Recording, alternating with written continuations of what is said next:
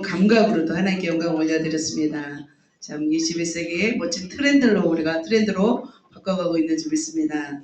자, 오늘도 말씀 한번 보도록 하겠습니다. 우리 옆에 사람에게 은혜 많이 받읍시다. 한번 할까요? 은혜 받읍시다. 그래요.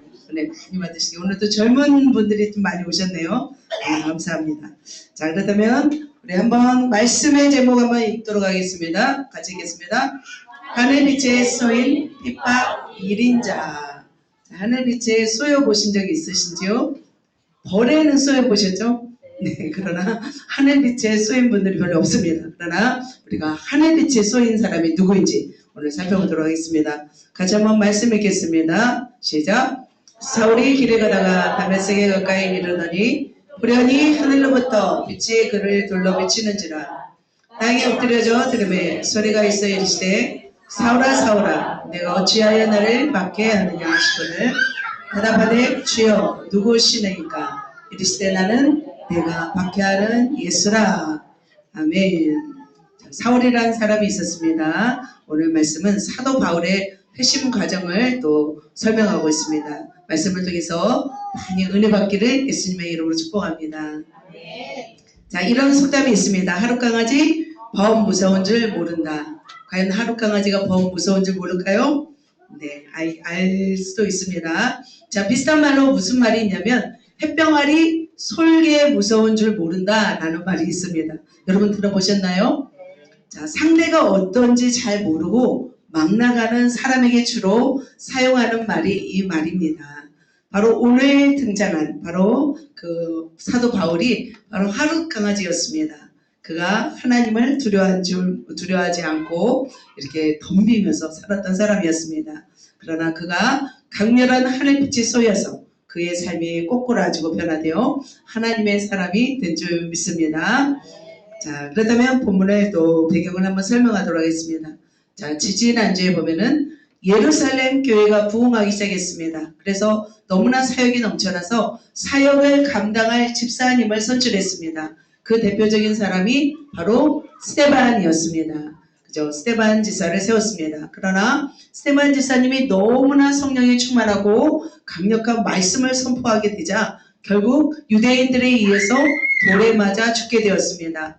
그는 열린 하늘을 보았고 하나님의 심장을 먹게 할 만큼 고귀한 성품으로 하나님께 나아갔습니다. 그래서 제가 고품격 클래스라고 했죠. 예수님의 고귀한 성품을 닮은 그를 통해서 하늘의 아름다운 빛이 땅에 흘러내리게 되었습니다. 이 죄악의 땅에 고귀한 하늘의 빛이 내려서 그를 통해서 바로 하나님의 그 일들이 시작되었는데요. 그를 통해서 하늘에 미랄이 떨어져 썩게 되어서 많은 열매를 거두게 되는 그 서막을 열게 되었던 것을 볼 수 있습니다.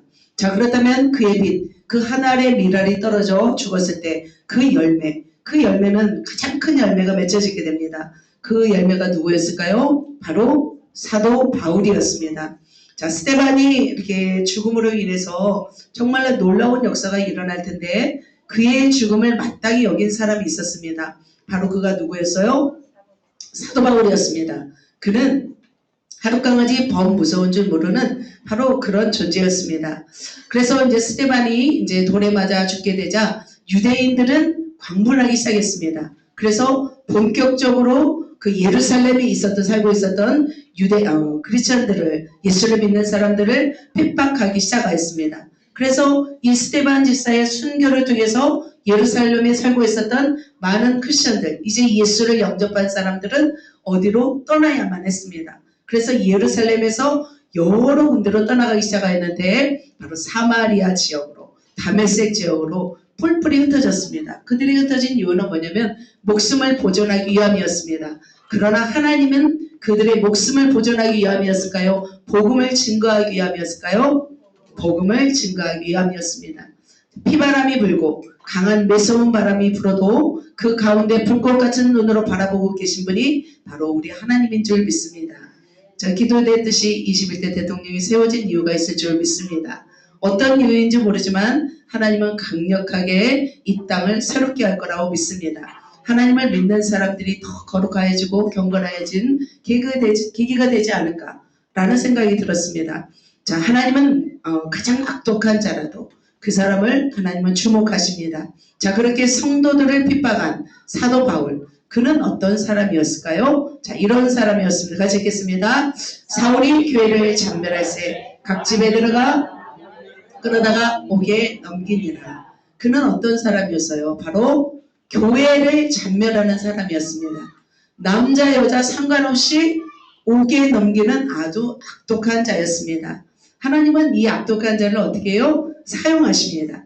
자, 복음의 세계 가운데 흩어 전하기 위해서 가장 효율적으로 사역을 감당하기 위해 적합한 한 사람을 선택하십니다. 바로 그 사람이 바로 이 사람입니다. 사울. 사울이 변해서 바울입니다. 사울은 바로 히브리식 말입니다. 바울은 로마식 말입니다. 그죠? 큰 자 작은 자가 아니었습니다. 그래서 이 한 사람을 바로 지목하시고 그를 터치하시고 그리고 하나님의 대사로 일하게 하십니다. 자, 그렇다면 우리가 질문이 있습니다. 왜 하나님은 예수를 믿는 자를 핍박하고 하나님을 이렇게 하나님의 교회를 좀 멸하는데 또 사용되는 이 사람을 왜 선택하셨을까요? 하나님의 어떤 선택에는 부르심과 선택은 후회하심이 없습니다. 자, 그는 어떤 사람일까 오늘 본문을 통해서 한번 살펴보도록 하겠습니다. 그는 다양한 문화를 소유하였습니다. 다양성을 소유한 사람이었습니다. 그리고 다양한 지성을 소유하였고 결단력이 있는 사람이었습니다. 자, 그렇다면 구체적으로 보도록 하겠습니다. 하늘빛의 쏘인 바울, 그가 위대한 하나님의 역사에 우수한 인재가 되었는지 오늘 세 가지만 살펴보도록 하겠습니다. 그래서 오늘 말씀을 듣고 여러분 모두가 하나님 나라에게 귀하게 쓰임받는 우수한 인재들이 되시기를 예수님의 이름으로 축복합니다. 자, 말씀을 좀 빠르게 진행하도록 하겠습니다. 자, 그렇다면 사도 바울은 어떤 신앙을 가졌을까요? 그는 읽겠습니다. 체험 신앙이었습니다. 자, 하나님을 체험한 사람을 하나님이 쓰십니다. 하나님이 체험하지 않고서는 하나님 앞에 쓰임받을 수 없습니다. 그러나 하나님을 체험하는 사람은 좋은 사람들만 쓰지 않습니다. 성질이 뭐 같은 사람도 개 같은 사람도 쓰십니다. 그리고 조금 또 더러운 사람도 쓰십니다. 자, 그렇다면 사도 바울은 어떤 사람이었을까요? 성품이 좋은 사람이었을까요? 아주 무서운 사람이었습니다. 자, 읽겠습니다. 사울이 주의 제자들에 대하여 여전히 위협과 살기가 등등하여 대제사. 자, 여기서 위협과 살기가 등등한 사람이었습니다. 눈빛에 뭐가 있는 거예요? 살기가 있는 사람. 여러분 눈빛에 살기가 있는 사람 보았습니까? 네, 보셨습니까? 어디 가면 많이 있습니까?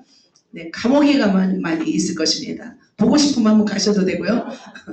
그래서 사용하시면 좋겠습니다. 굉장히 좋은 사람이 아니었습니다. 아주 무서운 사람이었습니다. 예수를 따르는 사람들을 잡아다가 그들을 감옥에 가두는 것, 죽이고 가두는 것에 만족하지 않고 이제는 흩어진 사람들을 다 잡아오려고 하는 그런 사람이었습니다. 죽이겠다고 다짐하였습니다. 그래서 대제사장에게 갔습니다. 왜 대제사장에게 갔습니까? 바로 공문을 청하기 위해서 갔습니다. 만일 그 도를 따르는 사람을 만나면 남녀를 막론하고 결박해서 예루살렘으로 잡아오기 위해서 바로 공문을 받으러 갔습니다. 그래서 체포 공문이었습니다. 그 당시 대제사장이 가야바였죠. 그래서 체포조를 끌고 다메섹으로 떠나게 되었습니다. 자, 그렇다면 다메섹이 어딘가요? 잘 보이시나요? 예루살렘에서 다메섹까지 한 240km 떨어진 곳입니다. 그러면 여기서 서울까지 거리입니다. 그러면 뭐 KTX도 없고 굉장히 먼 거리겠죠? 그러면 뭐 말을 타고 체포조까지 가면은 어마어마한 시간이 걸려서라도 이들을 잡아오겠다는 것이었습니다. 율법을 거스리고 하나님을 모독한 자들을 자기 손으로 잡아서 처형하겠다고 결심하고 그런 다메섹으로 향하였습니다. 바로 그들을 잡아서 예루살렘으로 이제 잡아와서 그들을 처형하겠다고 생각한 거죠. 자, 다메섹은 그 당시 굉장히 먼 곳이었죠. 240km 떨어진 수리아의 수도였습니다. 이곳에는 약 4만 명의 사람들이 살고 있었다고 합니다. 그래서 많은 크리스천들이, 기독인들이 이곳으로 피하여 왔습니다. 자, 그렇다면 예루살렘을 전멸하려는 이 사울은 왜 이렇게 적다감이 있었을까요? 왜 이렇게 예수님을 믿는 사람을 왜 이렇게 핍박하고 싫어했을까요? 그는 바로 어떤 사람이었냐면 율법을 공부했던 사람이었습니다.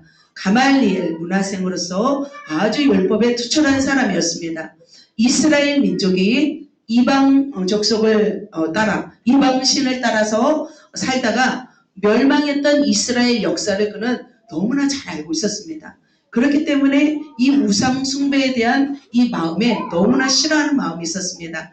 사도 바울의 신학과 어떤 입장에서 그의 입장에서는 예수를 따른다는 것은 무엇이었을까요? 예수를 따른다는 것은 우상 숭배였습니다. 그리고 하나님을 대적하는 이단이라고 그는 생각했습니다. 그래서 그는 이렇게 살기가 등등하여서 바로 이렇게 떠났던 것을 볼 수 있습니다.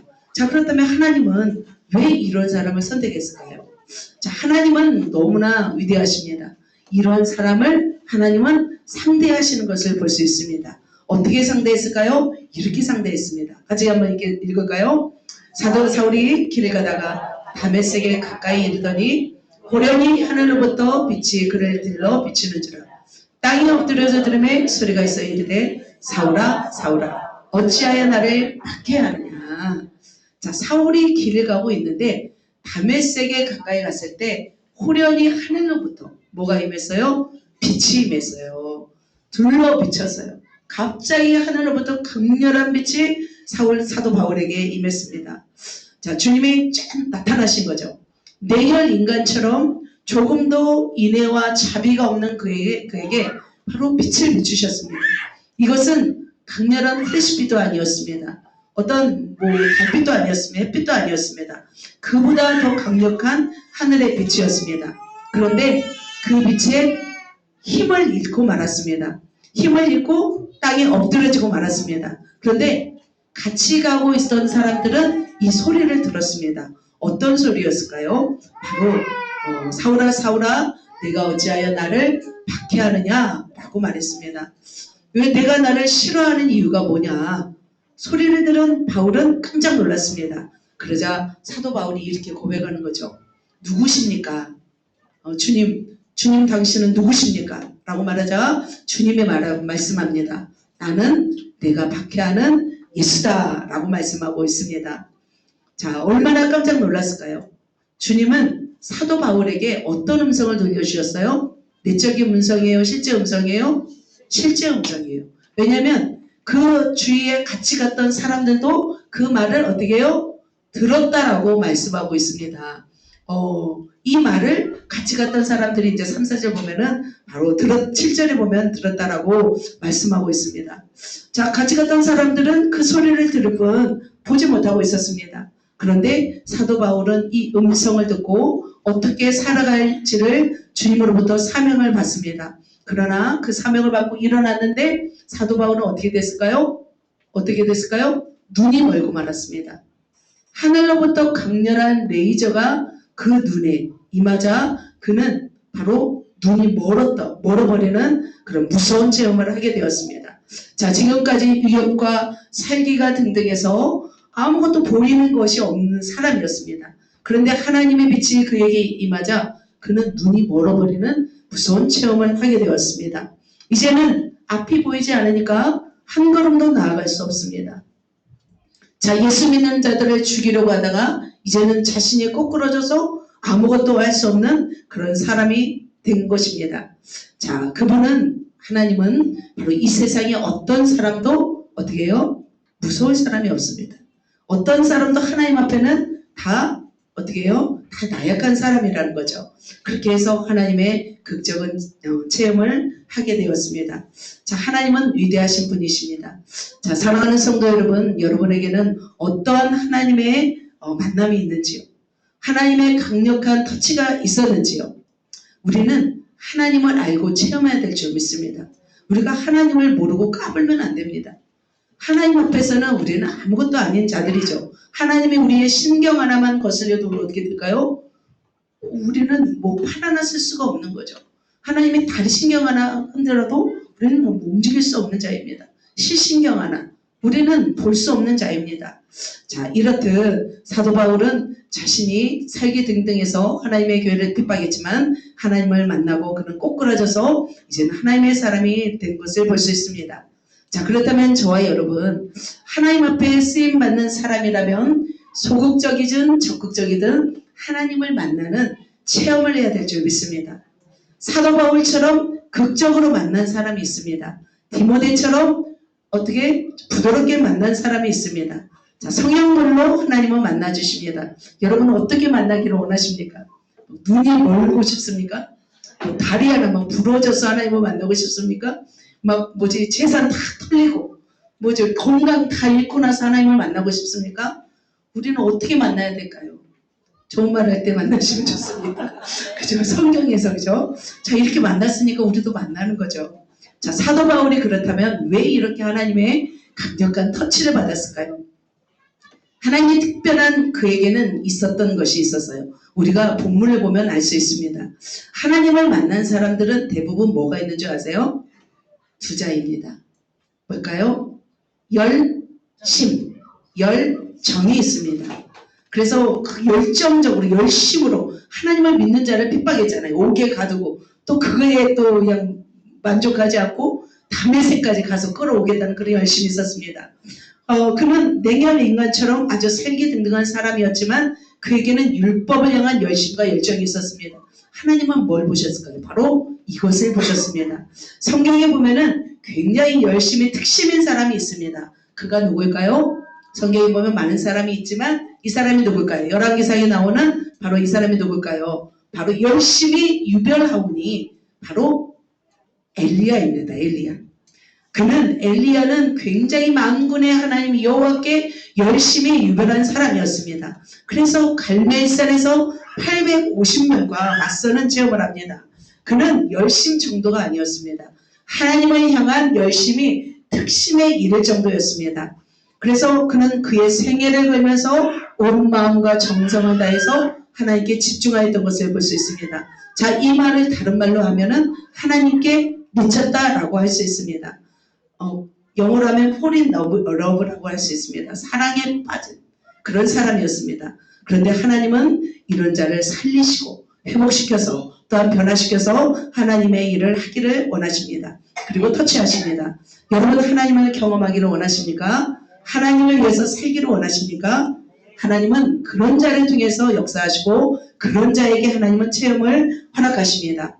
위대한 18세기 인도의 선교사 윌리엄 캐리라는 분이 있습니다. 그분이 남긴 유명한 말이 있습니다. 어떤 말일까요? 하나님으로부터 위대한 일들을 기대하라.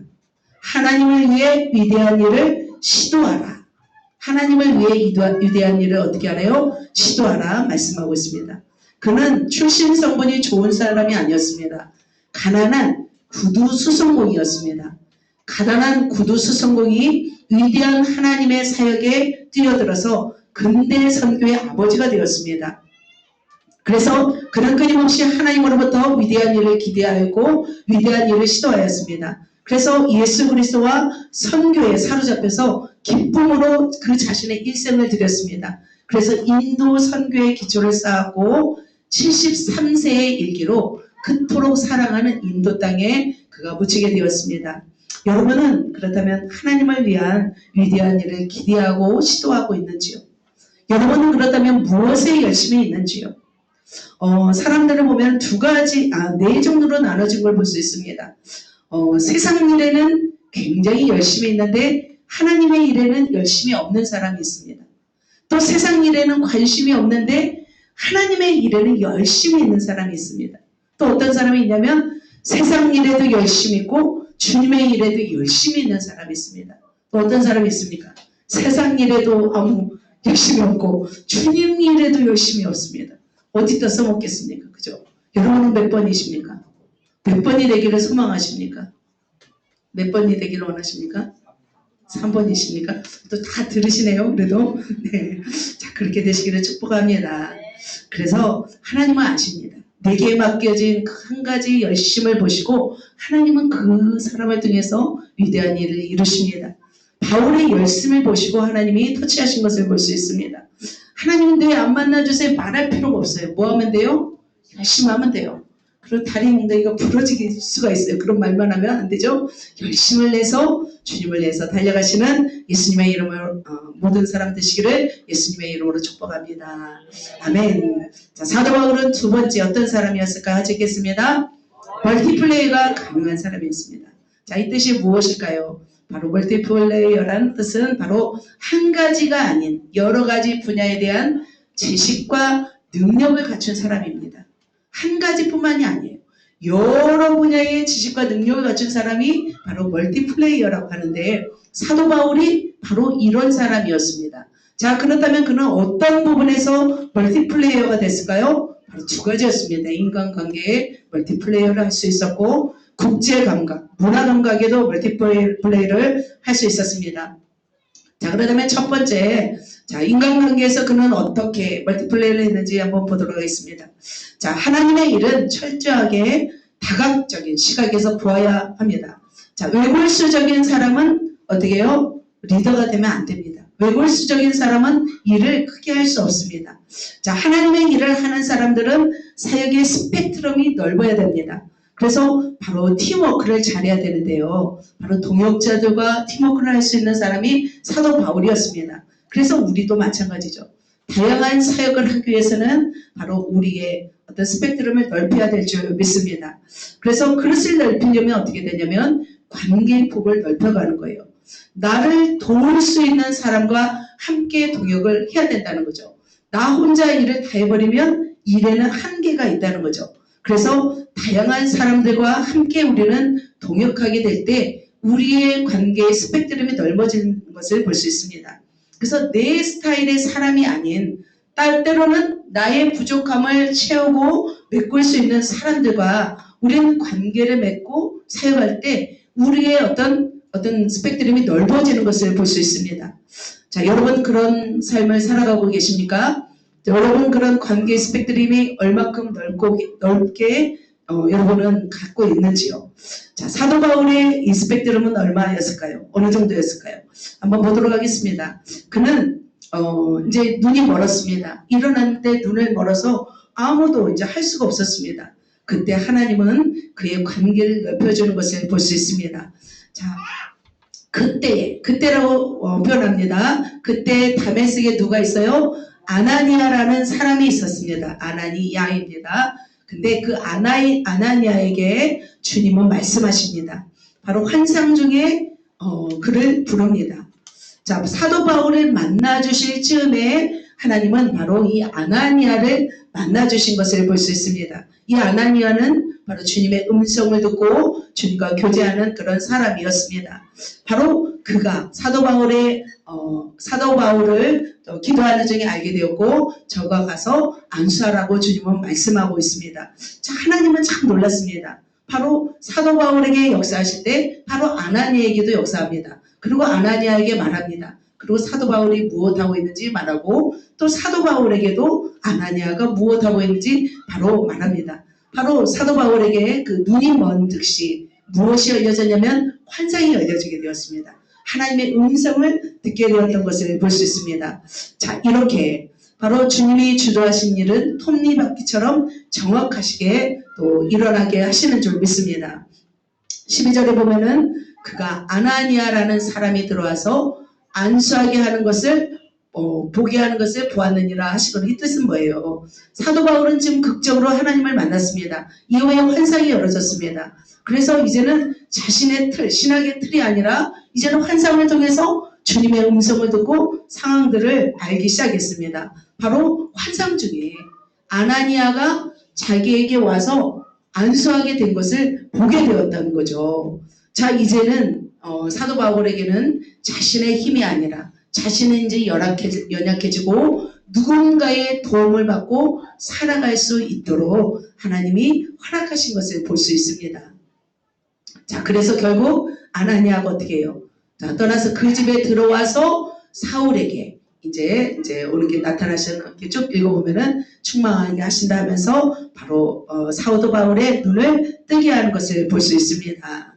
자, 하나님은 이렇게 합력하여 선을 이루시는 하나님이십니다. 하나님은 바로 아나니아를 통해서 바로 일하시는 것을 볼 수 있습니다. 자, 그 이후에 이제 아나니아라는 이제 뭐랄까 동역자를 얻었습니다. 사도 바울하고 정반대의 사람이었습니다. 자, 그런데 이제 사도 바울이 변화되어서 제자들과 함께 사역을 하려고 예루살렘으로 갑니다. 그런데 제자들은 사도 바울을 알아요, 몰라요? 어떤 사람인지는 대충 알고 있었습니다. 어떤 사람으로 알아요? 예수 믿는 사람을 잡아 죽이는 스데반의 순교 현장에서 그 큰 역할을 감당했던 사람이라는 것을 알고 있었습니다. 그래서 제자들은 이 사도 바울을 만나기를 꺼려했어요. 자, 꺼려했을 때 바로 사울이 예루살렘에 가서 제자들을 사귀고자 하나 다 어떻게 했어요? 다 두려워했어요. 그 제자됨을 믿지 못했어요. 바로 그때 누가 동행해서 아세요? 바나바가 데리고 사도들에게 갑니다. 그리고 어떻게 주를 보았는지 말씀하십니다. 그러면서 그를 바로 제자들에게 이끌어 주신 것을 볼 수 있습니다. 나와 반대의 성향의 사람들과 교제하고 다양한 사람들과 함께할 때 우리의 어떤 멀티플레이가 가능할 수 있는 관계의 스펙트럼이 넓어지는 것을 볼 수 있습니다. 그 이후에도 뭐 사도 바울은 디도, 또 누구랑 디모데, 또 누가, 에라스도 수많은 사람들과 함께 동역을 했습니다. 그죠? 또 빌립보에 사는 루디아, 저 자주영상 루디아하고도 여성들과도 사역했고 남성들과도 사역했던 것을 볼 수 있습니다. 그래서 여러분의 어떤 멀티플레이가 가능하려면 첫 번째는 관계의 폭을 열어가야 될 줄 믿습니다. 나의 부족한 면을 채워줄 수 있는 사람과 우리는 동역해야 됩니다. 그때 여러분의 사역이 확장됩니다. 자, 두 번째로 사도 바울은 어떤 것을 소유했냐면 가지겠습니다. 국제 감각을 소유했습니다. 그는 다양한 문화를 소유했습니다. 자, 다양한 문화 속에서 살았습니다. 자, 문화는 무엇이에요? 그 사람이 살고 있는 언어와 특색을 가지고 있는 곳이죠. 그것이 문화죠. 다양한 문화의 삶을 경험한 사람들은 유동성이 있습니다. 그리고 굉장히 멀티플레이가 가능할 수 있는 스펙트럼이 있습니다.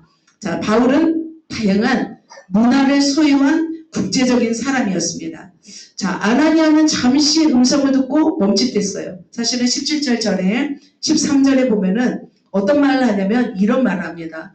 아나니아가 대답하되 같이 읽겠습니다. 주여 이 사람에 대하여 내가 여러 사람에게 듣사온즉 그가 예루살렘에서 주의 성도에게 적지 않은 해를 끼쳤다 하더니 분명히 많은 성도들에게 해를 끼친 사람이고 그리고 결박할 어떤 권한도 가진 사람인데 내가 그 사람이 나아가서 안수한다는 것은 좀 어렵습니다 라고 말한 거죠. 그리고 그 이후에 이제 안수했죠. 그때 주님이 하신 말씀이 위대합니다. 바로 이 말씀입니다. 이 말씀을 읽어볼까요? 시작. 일시에 가라. 이 사람은 내 이름을 이방인과 임금들과 이스라엘 자손에게 전하게 택한 나의 그릇이라. 자, 여기에 어마어마한 말씀이 들어있습니다. 이방인과 임금들과 이스라엘 자손들에게 전하기 위하여 택한 나의 그릇이다. 사도 바울은 멀티가 가능한 시스템적인 상황을 가지고 태어났습니다. 그는 바로 온 열방에 복음을 전할 수 있는 어떤 통로를 가지고 있었다는 거죠. 그래서 그는 유대인이면서도 이방인의 문화와 언어를 아는 사람이었습니다. 그는 어디 출신이었냐면 바로 보이시나요? 실루기아 위에 뭐예요? 다소 보이시나요? 자, 다소는 바로 이곳입니다. 터키, 지금의 터키 지역 길리기아 밑에 이제 다소 보이죠? 바로 터키 출신이었습니다. 그는 유럽과 아시아를 연결할 그 중간 지점에 살고 있었고 이스라엘 사람이었습니다. 이스라엘 문화를 가지고 태어났고 그는 율법을 잘 지키는 바로 그런 집안에서 태어났습니다. 그래서 바울의 어떤 부모나 조상들이 로마에 큰 공을 세웠을 가능성이 있다고 봅니다. 왜냐하면 그는 로마의 시민권을 가지고 태어났습니다. 우리도 지금 말하면 어떻게 보면 미국 시민권을 가지고 태어났다면 굉장히 특혜가 있었죠. 그래서 그는 굉장히 돈을 많이 버는 직업을 가지고 있었습니다. 그래서 돈을 버는 기술도 있었고 사업할 수 있는 역량이 있었습니다. 그래서 전도지마다 가서 일해서 먹고 살아갈 수 있었고 또 돈을 굴릴 수 있는 사업 수완도 있었어요. 그래서 헌금도 강요할 수 있는 만큼 그런 다양한 스펙트럼을 가지고 있었습니다. 자, 그렇다면 사도 바울이 사역할 사람들, 그 사람들은 바로 누구였어요? 아까 말씀드린 것처럼 바로 이런 사람이었습니다. 첫 번째 만날 사람은 바로 이방인이었습니다. 자, 유대인들이 이방인들에게 복음을 전하는 게 그 당시 쉬웠어요? 어려웠어요? 어려웠어요. 그래서 베드로도 이방인에게는 복음을 전하지 않았습니다. 그러나 바울은 가능했습니다. 그 당시 최고의 문화, 헬레니즘 문화 속에서 그는 어떤 꽉 막힌 사상을 가진 자가 아니라 바로 그 헬레니즘을 가진 문화 속에서 그는 살아왔기 때문에 유대인으로서 충분히 복음을 전할 수 있었다는 거죠. 그 당시 철학자들 보면은 어떤 철학자들이 있었냐면 에피쿠로스, 스토아, 그죠? 이들과 쟁론했던 것을 볼 수 있습니다. 소크라테스, 플라톤, 아리스토텔레스 이런 어떤 지혜가 탁월하고 이성을 가진 사람들을 복음으로 전도한다는 것은 쉬웠어요? 어려웠어요? 어려웠습니다. 그러나 사도 바울은 이렇게 가능했다는 거죠. 왜냐하면 이런 문화권에서 태어났기 때문이죠. 자, 두 번째는 어떤 사람이었어요? 이방인과 그 다음 임금들이었습니다. 임금들이라 하면 그 당시 왕이었습니다. 헤롯 아그리파 2세, 베스도 총독, 벨리스 총독, 로마의 네로 황제가 있었습니다. 자, 그리고 아그리파 왕 2세 앞에서 그는 또 연설도 하였습니다. 그리고 가이사에게 상소해서 결국 로마로 가서 로마에 2년 동안 갇혀 있다가 풀려나서 가이사, 그 당시 네로 황제, 엄청난 핍박자였습니다. 이 네로 황제에게도 뭘 했어요? 복음을 전한 사람이 바로 사도 바울이었습니다. 바울은 이처럼 가장 권력의 중심에서 복음을 전했던 그런 사람이었습니다. 자, 세 번째로 그는 이스라엘 백성들, 이스라엘에게도 복음을 전한 사람이었습니다. 그는 어느 지파였냐면 베냐민 지파 사람이었습니다. 히브리인 중에 히브리였습니다. 그는 헬라어, 히브리어 다 능통했어요. 보면은 이런 말이죠. 그가 히브리 말로 말함을 듣고 바로 사도 바울은 헬라어도 알 수 있었고 히브리어도 알 수 있는 그런 어떤 언어적인 은사도 가지고 있었던 걸 볼 수 있습니다. 자, 이처럼 그는 능통했던 사람이었습니다.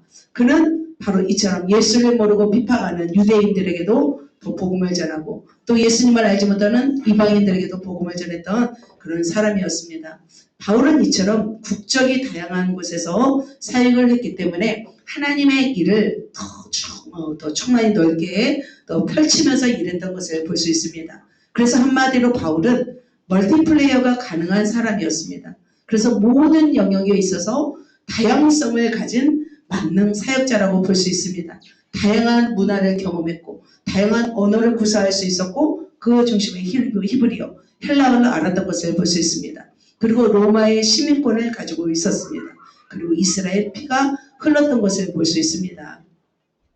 자, 모세도 크게 사용했죠. 모세도 민족은 어느 민족이었어요? 모세는 이스라엘 민족이었습니다. 하지만 어디에서 성장했어요? 애굽에서 성장했습니다. 그것도 애굽의 왕실에서 성장했습니다. 자, 이처럼 남다른 스케일 속에서 성장하면서 문화를 체험한 사람을 바로 하나님께서 이렇게 지목하여 쓰임받게 하신 것을 볼 수 있습니다. 자, 그렇다면 우리가 이 바울을 보면서 무엇을 깨닫고 우리는 무엇을 그렇다면 소유해야 될까요? 자, 바울의 이 멸티적인 성장 배경, 사역의 스펙트럼을 우리가 보았습니다. 그렇다면 우리도 어떻게 해야 될까요? 우리도 우리의 사역의 스펙트럼을 넓혀야 될 줄 믿습니다. 우리도 다양한 체험을 통해서 우리의 어떤 멀티가 가능한 사람으로 우리를 만들어가야 될 줄 믿습니다. 여러분 그러고 있습니까? 자, 그렇습니다. 그러나 이 일이 쉽지 않습니다. 인간이 한 지역에서 다른 지역으로 이사 가서 사는 게 쉬워요? 어려워요? 굉장히 어렵습니다. 특별히 나이가 들면은 그 고향을 떠난다는 게 굉장히 어렵습니다. 나이가 들면 이사하는 게 쉬워요? 어려워요? 어려워요. 그래서 또 이렇게 지역을 옮기는 것도 쉽지 않습니다. 여러분 지금 전라도에 살고 있잖아요. 그런데 여러분 충청도 가서 살아면 쉬울까요? 느려서 막 답답할 거예요. 그죠? 이렇게 말해도 막 그 다음날 막 얘기하고 또 경상도로 가면 여러분 어떨까요? 굉장히 빠릅니다. 그러면 또 여러분이 적응하기가 어렵습니다. 뿐만 아니라 또 어떻게 해요? 사람들과 친분 갖기도 어렵습니다. 그래서 이렇게 우리는 익숙한 것에 생활하는 게 익숙한 것에서 벗어나는 것을 어려워합니다. 그렇지만 우리는 어떻게 해야 될까요? 과감해져야 될 줄 믿습니다. 우리의 과감한 틀을 벗어나야 될 줄 믿습니다. 그래서 교회에서도 내가 친한 사람들만 친하면 안 돼요. 어떻게 해야 돼요? 두루두루 관계를 맺는 것이 중요합니다. 어떤 사람은 낯설지 않고 친숙하게 대할 수 있는 사람이 있습니다. 자, 어떤 사람은 친숙하게 대하지 못하는 사람이 있습니다. 그래서 우리는 어떻게 해야 될까요? 우리는 이 틀을 깨고 우리는 나아가야 될 줄 믿습니다. 두 번째, 우리 관계의 틀을 우리가 깼으면 좋겠습니다. 두 번째는 문화의 틀을 깼으면 좋겠습니다. 그래서 이제 국제 감각을 이제 사도 바울이 가진 것처럼 여러분 비행기를 타고 다른 나라에 가는 것이 조금 쉬워요? 어려워요? 어려워요? 젊은 친구들은 쉽죠. 그래서 내년부터 이제 비행기 타고 떠나는 거 아시죠? 관심이 없습니까? 네. 자, 비행기를 타고 우리가 알지 못하는 다른 문화권으로 간다는 것은 우리의 마음이 어떨까요? 우리 마음은 굉장히 신선하지 않을까요? 행복하지 않을까요? 전 전혀 안 행복합니까? 네. 아이고 큰일 났네. 우리의 스펙트럼 우리는 넓혀가야 될 줄 믿습니다. 우리 터키도 가야 돼요. 아까 그 터키 있잖아요. 지도 보여주는 이유가 뭔지 아시죠? 우리 지도 보여주는 나라마다 다 우리는 갈 거예요. 알겠죠? 이제 2층에다가 이제 세계 지도 꽂아놓고 이제 다 거기다가 우리 갈 곳을 다 정할 것입니다. 그래서 우리는 우리의 스펙트럼을 넓혀야 됩니다. 우리의 감각을 이제는 깨트려야 됩니다. 물이 고이면 어떻게 될까요? 물이 고이면 썩습니다. 교회도 마찬가지죠. 이대로가 좋습니다 하면서 그 얼굴에 그 햇살, 그죠? 그대로만 보면 우리는 안 된다는 거죠. 그대로만 있으면 교회는 변질되고 세속화되고 정치화가 됩니다. 그래서 우리는 쉴 새 없이 복음을 나누는 전도를 해야 되고 또 그리고 우리의 전도를 우리나라뿐만 아니라 우리의 선교지 또 다른 문화권에 가서 우리는 나아가야 될 줄 믿습니다. 그래서 한 번도 가보지 않은 곳에 우리는 가기도 해야 되고 또 한 번도 관계를 맺지 않은 사람들과 우리는 관계를 맺으며 살아가야 됩니다. 그럴 때 우리의 뭐가 커질까요? 멀티플레이가 됩니다. 우리에게 우리의 사역의 스펙트럼이 넓어질 줄 믿습니다. 자, 산에는 무슨 나무가 있습니까? 소나무만 있으면 산은 아름다울까요? 아름답지 않습니다. 아카시아, 벚꽃, 가시나무 다양한 나무들이 있을 때 산이 아름답습니다. 자, 바다에 물고기, 고래만 있습니다. 그럼 어떨까요? 재미가 없는 거죠. 새우도 있고 상어도 있고 다양한 물고기가 있을 때 바다가 아름다운 것처럼 마찬가지로 이 땅에는 수많은 사람들이 살고 있습니다. 그래서 다양한 인종과 성별과 문화를 가진 사람들이 살고 있습니다. 그렇다면 우리는 어떻게 해요? 그들에게 나아가면 좋을 것 같습니다. 그래서 다양성과 하나됨은 하나님이 기뻐하시는 기뻐하시는 뜻입니다. 그래서 우리가 사도 바울의 이 국제적인 감각들 또 인간관계를 맺으면서 다양하게 사역하는 것처럼 우리의 모든 패턴들을 깨뜨리시면서 갱신시켜서 우리가 멀티 가능한 하나님의 사역자로 우리가 변화되시기를 예수님의 이름으로 축복합니다. 그래서 여러분의 생각을 열어놓기를 제가 이 시간 선포하는 거죠. 그렇게 하시겠습니까? 아멘. 자, 세 번째 마지막 사도 바울의 모습을 보도록 하겠습니다. 같이 한번 읽겠습니다. 결단력입니다. 자신의 노선을 변경하는 것은 쉽지 않습니다. 자, 지금까지 사도 바울은 가말리엘 문화생으로 최고의 석학이었습니다. 그런데 그가 한 번의 체험을 통해서 그가 그의 사고, 방식을 바꾼다는 것은 쉬울까요? 어려울까요? 어려워요. 신앙도 다 색깔이 있습니다. 자신의 신앙 색깔을 바꾸기도 굉장히 어렵죠. 그런데 사도 바울은 어떻게 했을까요? 이것을 바꾸기로 결단합니다. 자, 한번 볼까요? 같이 한번 읽겠습니다. 즉시로 각 교당에서 예수가 하나님의 아들이심을 자, 여기서 한 단어가 떠오르죠. 뭐예요? 즉시로예요. 즉시로. 즉시 노선을 변경하기로 결정하고 결단합니다. 여러분, 결단하는 사람이 얼마나 아름다운지 아세요? 아무리 하나님이 쓰시기에 모든 걸 준비되었습니다. 그러나 결단하지 않고 순종하지 않으면 쓸모가 있어요? 없어요? 쓸모가 없는 거예요. 자, 하나님은 이렇게 모든 상황을 준비하시고 최고의 은혜를 주셔서 하나님의 사람을 불렀을지라도 그가 반응하지 않으면 하나님도 일하지 않습니다. 사도 바울은 이렇게 결단하고 어떻게 해요? 즉시로 하나님의 아들임을 전파한 것을 볼 수 있습니다. 그는 즉각적으로 순종하는 사람이었습니다. 자, 하나님은 이것을 알았던 거죠. 사도 바울이 이런 사람인 것을 아셨다는 거예요. 그래서 하나님이 빛을 비추어서 그를 바로 변화시킨 것을 볼 수 있습니다. 하나님은 떡잎만 보아도 알아요. 여러분의 아무리 지금 잘난 척해도 못난 척해도 하나님은 다 아시는 거예요. 여러분이 어떤 사람이 될 것인 것을 다 아시는 거예요. 그리고 나서 하나님은 여러분에게 은혜를 주시고 하나님은 그러신 분이십니다. 자, 그리고 복음을 전하면서 이렇게 나아갑니다. 이 일이 쉽지 않습니다. 자, 그리고 나서 또 한 번 읽겠습니다. 같이 읽겠습니다. 사울은 힘을 얻어 예수를 그리스도라 증언하니 다메섹에 사는 유대인들을 당혹하게 하니라. 자, 며칠 있다가 또 뭐 한 거예요? 이제는 회당으로 갑니다. 회당으로 가서 유대인들에게 예수를 믿으라고 이제 또 선포합니다. 자, 다메섹에 살고 있었던 유대인들은 어땠을까요? 당황하게 되었어요. 당연히 사도 바울이 와서 예수를 믿는 사람을 끌어올려고 공문을 가지고 온 것을 뻔히 유대인들은 알고 있는데 바로 이렇게 예수 믿는 사람을 욕하는 사람이 갑자기 예수를 믿으라고 하니까 그들이 당혹하게 되었습니다. 자, 이렇게 사도 바울은 좀 특이한 사람이죠. 자, 하나님 볼 때는 어떤 사람일까요? 대단한 사람이죠. 우리 인간편으로 봤을 때는 좀 뭐예요? 그 사람이 조금 줏대가 없는 사람이라고 우리는 볼 수가 있잖아요. 그죠? 하지만 하나님 편에서는 그 사람은 줏대가 있는 것이죠. 하나님 편에서 의리가 있어야 됩니다.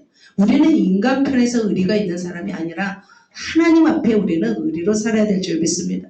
자, 그런데 이렇게 하나님 편에 의리로서 이제는 딱 자기 생각을 접어버리고 그토록 자기를 존경하고 따르던 유대인들을 배신하고 바로 기독인이 되었습니다. 그리고 예수를 믿으라고 선포하자 어떤 일이 있었을까요? 그는 닥쳐올 어려움을 알지 못했습니다.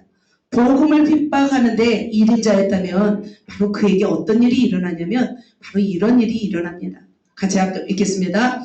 여러 날이 지나매 유대인들이 사울 죽이기를 공모하더니 유대인들이 당황했습니다. 그리고 나서 그를 죽이려고 공모하기 시작했습니다. 그래서 결단한 것이 쉽지만은 않은 거예요. 하지만 그 결단을 어떻게 할까요? 끝까지 갑니다. 사도 바울은 한 번 결단하고 무서워서 중간에 배신했을까요? 그냥 배신한 자들 여기 많죠. 배신자 없나요? 배신자도 없는 것 같습니다. 우리는 배신자가 아니라 끝까지 가야 돼요. 사울 죽이기를 공모하는 것이 사도 바울이 죽을 때까지 이런 일이 있었어요. 그럼에도 불구하고 그의 결단을 멈추지 않았습니다. 그런데 하나님은 그를 어떻게 했을까요? 죽이도록 놔뒀을까요? 아니에요.